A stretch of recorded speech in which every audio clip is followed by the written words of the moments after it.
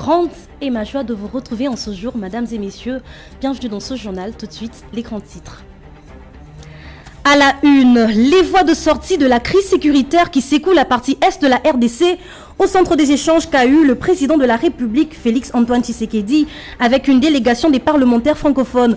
Ceci s'inscrit dans le cadre d'une mission de bons offices visant à contribuer et à restaurer la paix en République démocratique du Congo. Précision à suivre dans ce journal. Dans l'actualité également, un nouveau passeport biométrique conforme aux standards internationaux en matière de sécurité vient d'être lancé par le gouvernement congolais à travers un communiqué rendu public par le ministère des Affaires étrangères. Le passeport coûte désormais 75 $ américains. Détails à suivre également dans ce journal.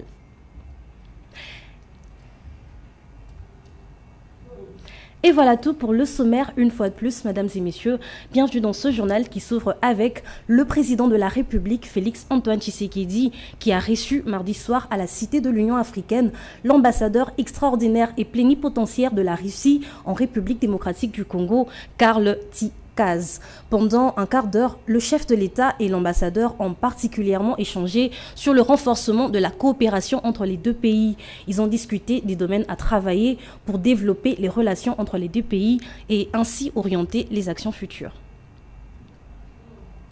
Dans cette même soirée du mardi 27 mai à la Cité de l'Union africaine, une délégation de parlementaires francophones a rencontré le chef de l'État, Félix Antoine Tshisekedi, dans le cadre d'une mission de bons offices visant à contribuer et à restaurer la paix en République démocratique du Congo.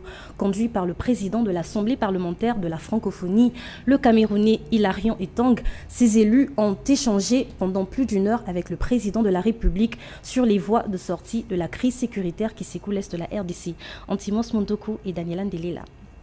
Pendant plus d'une heure, les échanges entre les élus francophones et le chef de l'État congolais, Félix Antoine Tshisekedi Tshilombo, ont porté sur la situation sécuritaire préoccupante dans l'est de la République démocratique du Congo. Les discussions ont également exploré les pistes de sortie des crises dans une région en proie depuis des décennies à des conflits armés, des déplacements massifs de la population et une instabilité chronique. Le président de l'APF, Hilarion Etang, a réaffirmé l'engagement de la francophonie à accompagner les efforts de paix en République démocratique du Congo. La solidarité francophone ne doit pas être un simple mot, mais une action concrète en faveur de la paix, a-t-il déclaré à l'issue de l'audience, soulignant l'importance d'un dialogue renforcé entre les institutions parlementaires et les autorités congolaises.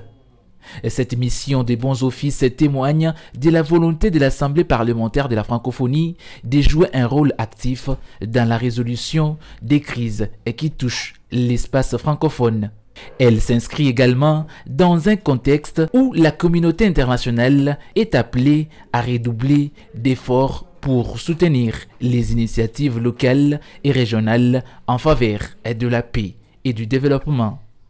La RDC, malgré les multiples médiations et initiatives diplomatiques, reste confrontée à une insécurité persistante, notamment dans les provinces du Nord Kivu et de l'Ituri. L'implication de partenaires comme l'APF pourrait ainsi renforcer la dynamique de dialogue et contribuer à une solution durable à cette crise multiforme. À cette même occasion, représentant la première ministre Judith Souminois en déplacement à l'intérieur du pays, le vice-premier ministre, ministre de l'Intérieur, Sécurité, Décentralisation et Affaires coutumières, Jacquemin Chabani, a aussi échangé le mardi 27 mai avec la mission de bons offices de l'Assemblée parlementaire de la francophonie. Antimos Mondoko nous revient. Au cours de cette rencontre tenue dans son cabinet de travail, le VPM Jacquemin Chabani Louko a avant tout salué l'APF pour l'intérêt manifesté dans le cadre de la recherche du retour de la paix en République démocratique du Congo, confiant que cette mission des bons offices de l'APF, qui privilégie une approche parlementaire à la résolution de la crise entre la RDC et le Rwanda, pourra apporter la solution qu'il faut.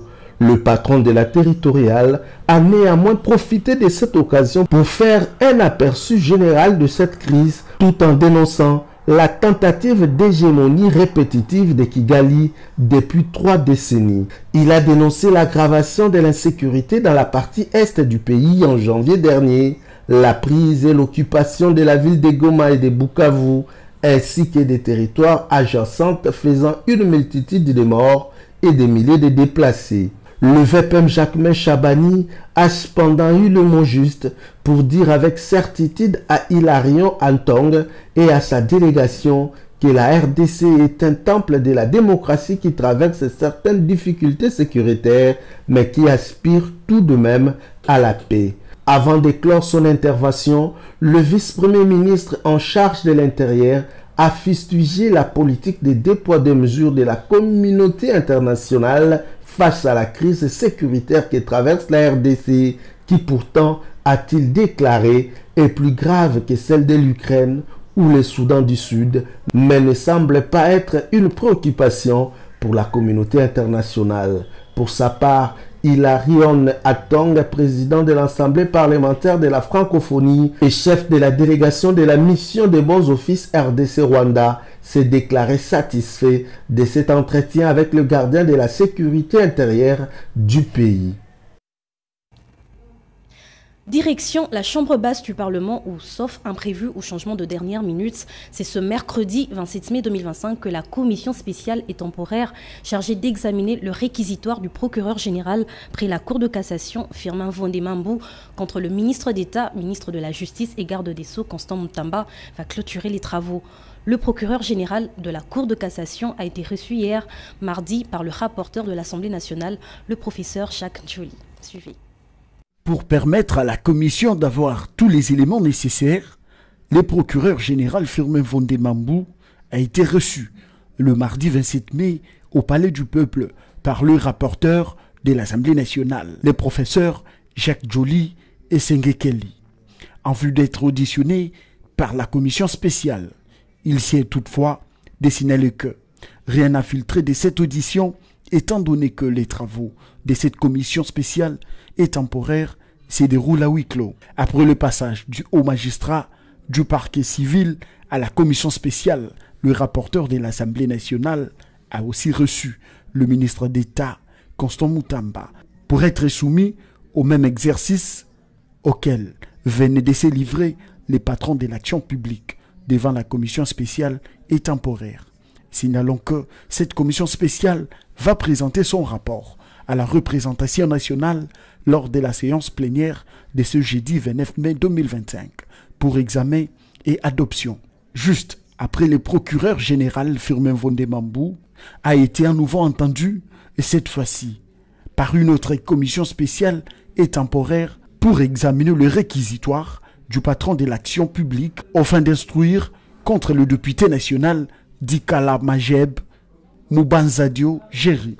Compte tenu de ce qui précède, l'opinion publique devra retenir que dans la procédure d'autorisation des poursuites visant un membre du gouvernement, les rapporteurs de l'Assemblée nationale, le professeur Jacques Joly, n'a aucun pouvoir de freiner les travaux de toute une commission, ni d'interférer, d'autant plus que toute la procédure est contrôlée par la plénière de l'Assemblée nationale qui est souveraine.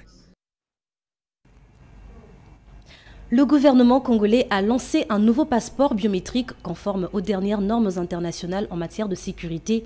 Parmi les principales modifications, on note le passage de 12 à 38 pages et le respect des standards de l'Organisation de l'aviation civile internationale. De plus, le prix a été revu à la baisse. Le passeport coûte désormais 75 $ américains. Joël Ochudiema. Le gouvernement de la République démocratique du Congo a lancé mardi un nouveau passeport biométrique répondant aux dernières normes internationales en matière de sécurité. Cette initiative, annoncée dans un communiqué du ministère des Affaires étrangères, s'inscrit dans une démarche proactive visant à renforcer la fiabilité des documents des voyages congolais et à lutter contre la fraude. Le nouveau passeport passe de 32 à 38 pages et se conforme aux standards de l'Organisation de l'aviation civile internationale, OACI en sigle, garantissant une meilleure protection des données personnelles des citoyens. Selon la ministre d'État en charge des Affaires étrangères, Thérèse Kayikwamba, ces changements n'est pas anodin. Il s'agit d'une réponse réfléchie à l'évolution des exigences en matière de mobilité internationale. Ce passeport répond aux exigences de la norme 39 794 de l'OACI, assurant à nos citoyens une libre circulation tout en renforçant la sécurité de leurs données, a-t-elle déclaré. L'OACI, agence spécialisée des Nations Unies, élabore les normes qui régissent les transports aériens à travers le monde. Au-delà de la sécurité, le gouvernement a également revu à la baisse les coûts de ces documents officiels. Désormais, le passeport biométrique congolais est disponible à $75 américains contre 99 pour l'ancien. Une mesure saluée par de nombreux citoyens qui y voient un effort de l'État pour rendre les documents de voyage plus accessibles tout en respectant les standards technologiques internationaux. Le ministre de la Communication et Médias, porte-parole du gouvernement Patrick Mouyaya, a au cours d'un briefing haussé le ton et dénoncé les actions du président honoraire Joseph Kabila qui appartient au passé, un passé de la compromission des minerais, un passé de corruption, un passé de guerre, un passé dont les Congolais n'ont plus besoin. On l'écoute. Lorsque vous venez de dire que vous allez mettre fin à la tyrannie, vous y mettrez fin de quelle manière? Il faut dire aux compatriotes qui sont à Goma aujourd'hui ou qui sont dans les autres parties sous occupation, les messages qui leur est destiné, c'était « apprêtez-vous, on va faire la guerre ». Il ne faut pas se cacher.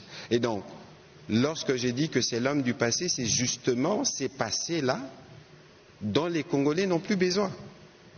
Les passés de la guerre, les passés de la compromission de nos minerais, notamment avec le Rwanda, les passés de la corruption, les passés de la concussion.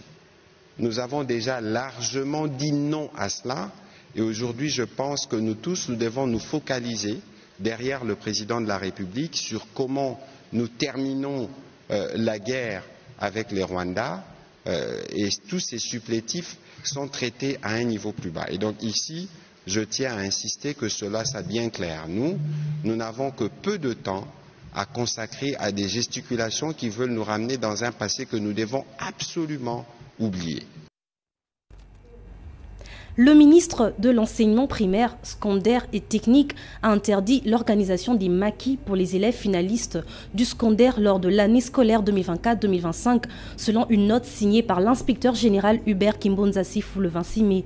Cette pratique, qui consiste à isoler les élèves dans des familles d'accueil, écoles ou maisons louées pour préparer les examens, est jugée non conforme à la loi cadre de l'enseignement national et favorise la dépravation des mœurs.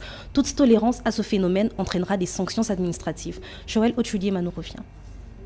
Le ministère de l'enseignement primaire, secondaire et technique a interdit l'organisation des maquis pour les élèves finalistes du secondaire de cette édition 2024-2025. C'est l'inspecteur général Hubert Kimbonza Sifou qui l'a fait savoir à travers un document signé depuis le lundi 26 mai.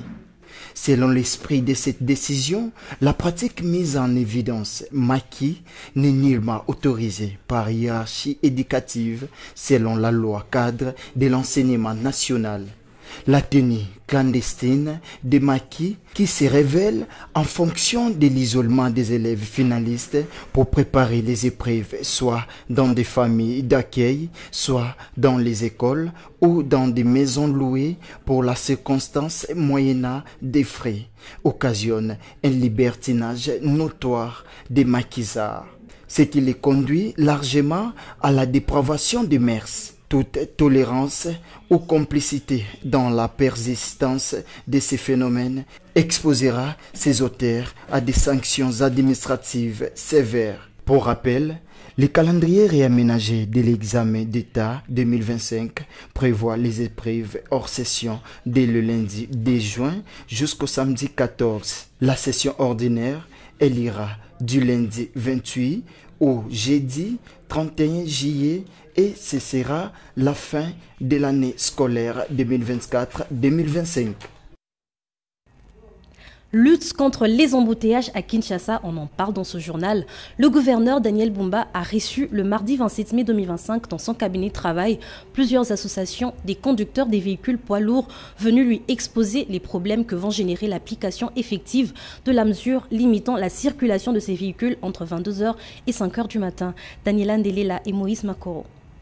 Dans l'attente des réponses à leurs différentes préoccupations et objections, les chauffeurs des poids lourds réunis au sein d'une intersyndicale ont été invités et par le gouverneur de la ville, Daniel Bumba Lubaki, à dégager les artères qu'ils ont bloquées en signe des protestations.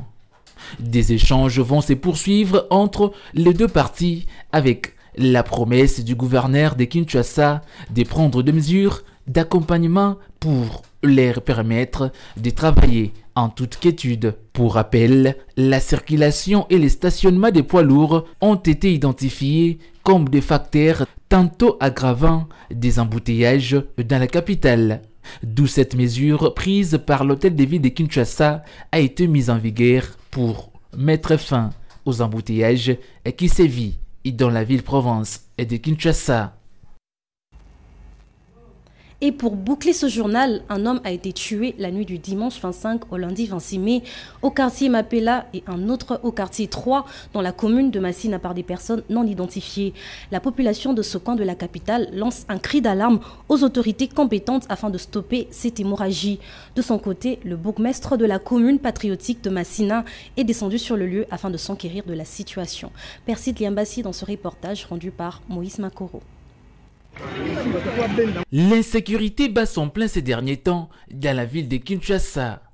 Les hommes en uniforme ont saccagé la nuit du dimanche 25 au lundi 26 mai dernier la résidence d'un citoyen de la commune patriotique de Massina, précisément au quartier Mapela.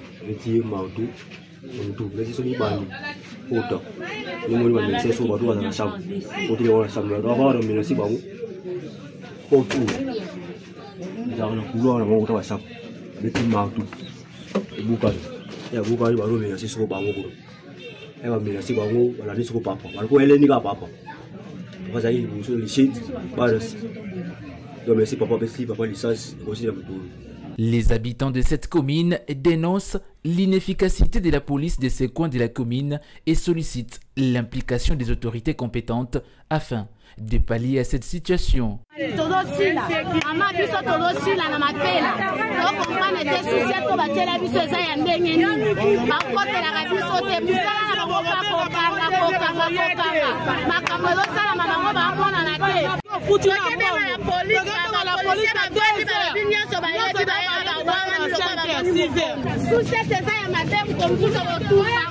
De même, au quartier 3, un homme a été tué le mardi 27 mai dernier par les personnes non identifiées. Il y a lieu de signaler que le bourgmestre de cette commune patriotique s'est rendu sur place afin de s'imprégner de la situation.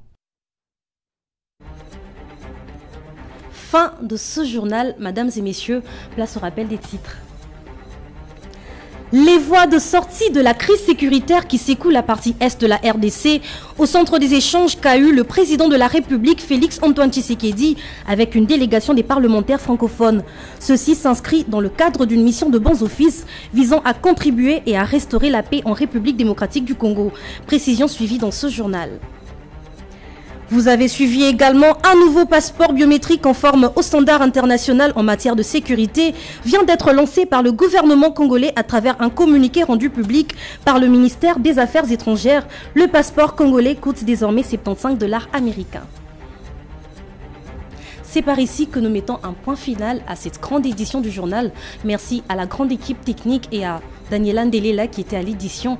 Vous étiez nombreux à nous suivre de partout sur la 10e rue télévision. Merci pour l'attention portée et au revoir.